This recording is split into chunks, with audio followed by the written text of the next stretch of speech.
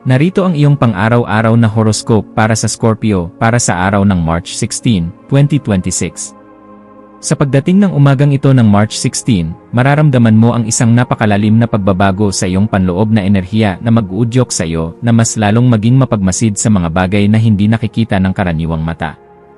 Ang mga planeta ay nagbibigay sa iyo ng isang pambihirang talas ng pakiramdam na magagamit mo upang malaman ang tunay na motibo ng mga tao sa iyong paligid. Kaya naman ang iyong bawat hakbang ngayong maghapon ay magiging puno ng katuwiran at mabusising pag-ingat sa lahat ng aspeto. Huwag mong katakutan ang iyong sariling lakas dahil ang kislap ng iyong determinasyon ay sadyang nasa rurok nito, na nagbibigay sa iyo ng kakayahang lampasan ang anumang balakid na susubok sa iyong katatagan sa bawat oras ng iyong pakikipagsapalaran.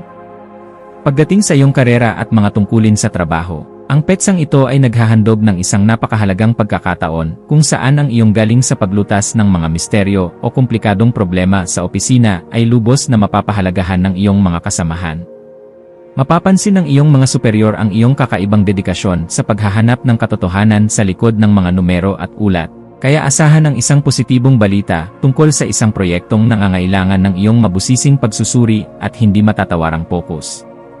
Huwag kang mag-alinlangan na gamitin ang iyong otoridad sa paraang makatarungan dahil ang iyong talino sa pagbuo ng mga estratehiyang pangmatagalan ay sadyang kailangan upang mapataas ang antas ng tagumpay ng inyong buong pangkat ngayong maghapon.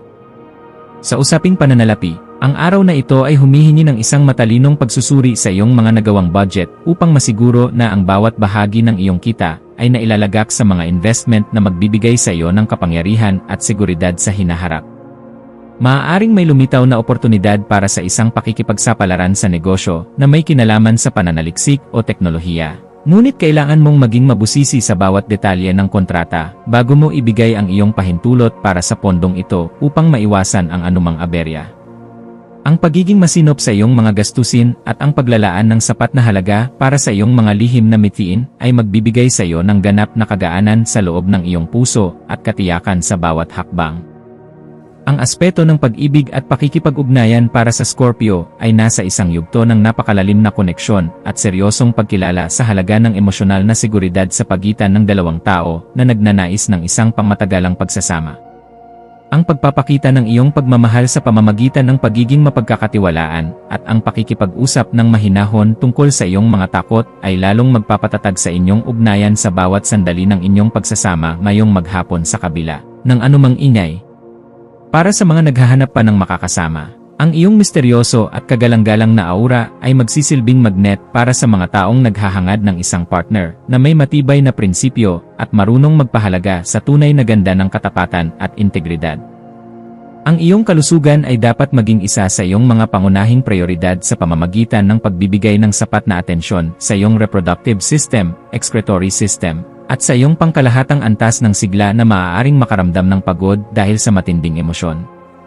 Ang iyong katawan ay humihiling ng sapat na pahinga at pag-inom ng maraming tubig upang mapangalagaan ang iyong lakas habang tinatapos mo ang iyong mga mabusising obligasyon ng may sapat na katuwiran at sigla sa bawat kilos mo.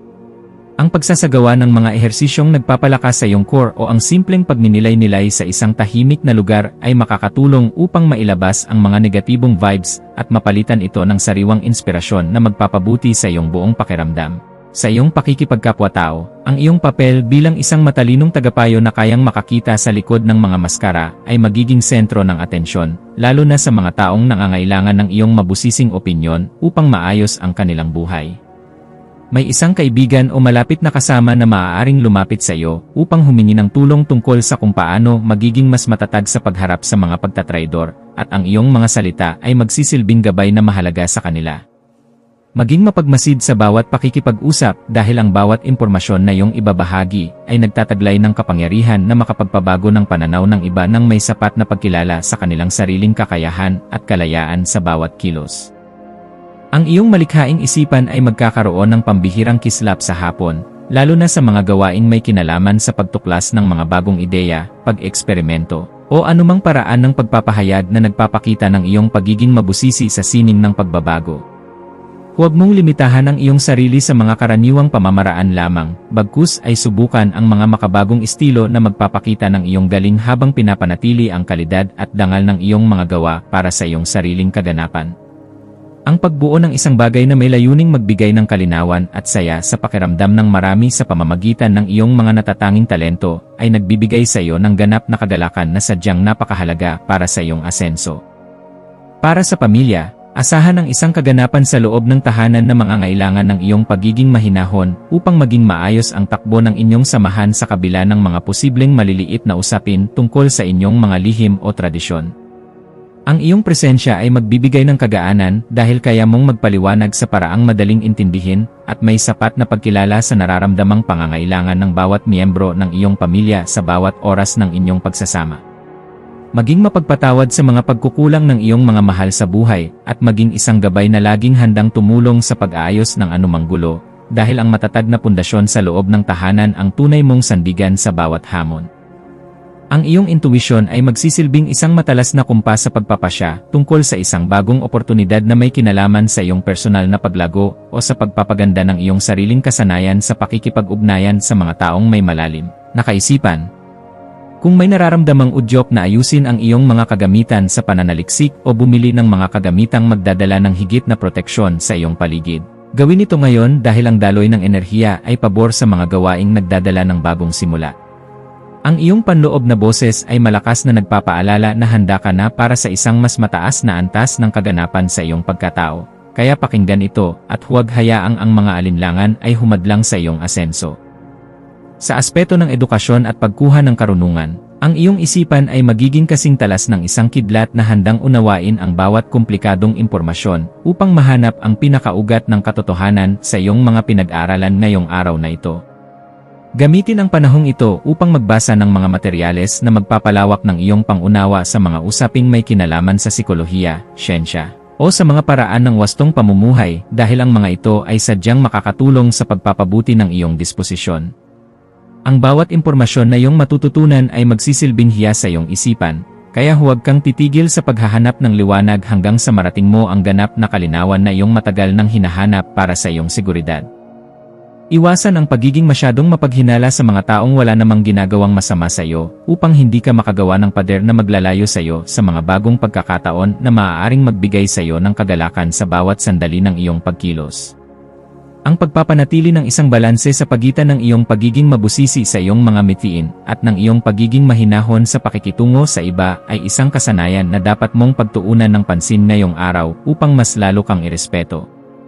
Ang pagpili sa kung ano ang nakakabuti sa iyong pangmatagalang mitiin nang hindi isinasakripisyo ang iyong mga prinsipyo ay magbibigay sa iyo ng mas mabilis na resulta at mas malalim na kagalakan sa bawat sandali ng iyong pakikipagsapalaran.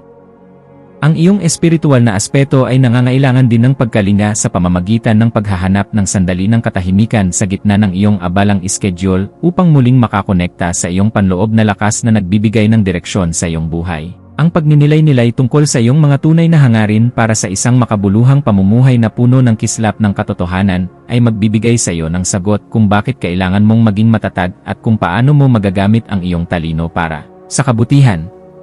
Ang pagpapasalamat sa bawat biyaya, maliit man o malaki, na iyong natatanggap ay magbubukas ng pinto para sa mas marami pang milagro, kaya panatilihin ang iyong integridad at ang iyong pagiging marangal sa lahat ng pagkakataon na ibinibigay sa iyo. Maging mapagmasid sa mga dokumento, email, o mga mensaheng iyong matatanggap ngayong hapon, lalo na ang mga may kinalaman sa iyong mga personal na proyekto, kontrata sa trabaho, o mga usapin na may kinalaman sa iyong mga ari-arian, at siguraduhin na naintindihan mo ang bawat detalye. Ang paghingi ng payo sa mga taong may sapat na karanasan sa iyong larangan o sa iyong mga mentor ay isang matalinong hakbang na dapat mong gawin upang maprotektahan ang iyong mga interes at ang iyong pinaghirapan sa loob ng mahabang panahon. Ang pag-iingat sa ganitong mga usapin ay magbibigay sa iyo ng kapanatagan na ang iyong mga hakbang ay nasa loob ng katuwiran at hindi ka malalagay sa alanganin dahil lamang sa kakulangan sa mabusising pagsusuri. Sa pagdating ng gabi, maglaan ng oras upang ayusin ang iyong kapaligiran at ang iyong isip sa pamamagitan ng paggawa ng mga bagay na nagpapakalma sa iyong sistema, gaya ng pagliligpit ng iyong mga kagamitan o ang pag-aayos ng iyong kwarto para sa isang mahimbing na pahinga. Ang kaayusan sa iyong kapaligiran ay direktang nakakaapekto sa iyong pakiramdam, kaya ang pagliligpit ng iyong mga kagamitan at ang pag-aayos ng iyong paligid ay makakatulong upang maalis ang mga tensyon sa iyong isipan na dulot ng sobrang pagpapakapagod sa maghapon. Ang pagpapasalamat sa bawat tagumpay na iyong nakamit sa araw na ito ay magpapanatili sa iyong positibong disposisyon na siyang magsisilbing magnet para sa mas magagandang balita na darating sa iyong pintuan bukas. Bilang huling payo para sa iyo, laging tandaan na ang tunay na lakas ay matatagpuan sa pagkakaroon ng isang mapayapang puso na laging handang umunawa sa sarili at sa ibang tao nang may sapat na pagmamahal sa bawat sandali ng iyong pagkilos. Manatiling nakatutok sa iyong sariling landas habang nagpapakita ng malasakit sa mga taong nasa paligid mo, dahil ang kaganapan ng iyong pagkatao ay matatagpuan sa pagbabahagi ng iyong liwanag ng may dangal sa lahat ng pagkakataon na ibinibigay sa iyo. Hayaang ang liwanag ng karunungan ang maging gabay mo sa pagtahak sa daan ng iyong mga adhikain, at maniwala ka na sa bawat pagsusumikap mo na magpakita ng kabutihan. Mayroong magandang bukas na naghihintay para sa iyo sa bawat sandali ng iyong buhay. Ang iyong mga maswerteng numero para sa araw na ito ay 8, 13, at 19. Ang iyong maswerteng kulay ay maroon o itim na sumisimbolo sa lakas at proteksyon. At ang maswerteng gawain para sa araw na ito ay ang pagsusulat sa iyong journal, ang mabusising pag-aayos ng iyong mga gamit sa banyo, o ang pagbabasa ng isang libro tungkol sa psikolohiya upang muling mahanap ang iyong kagalakan at lakas sa buhay.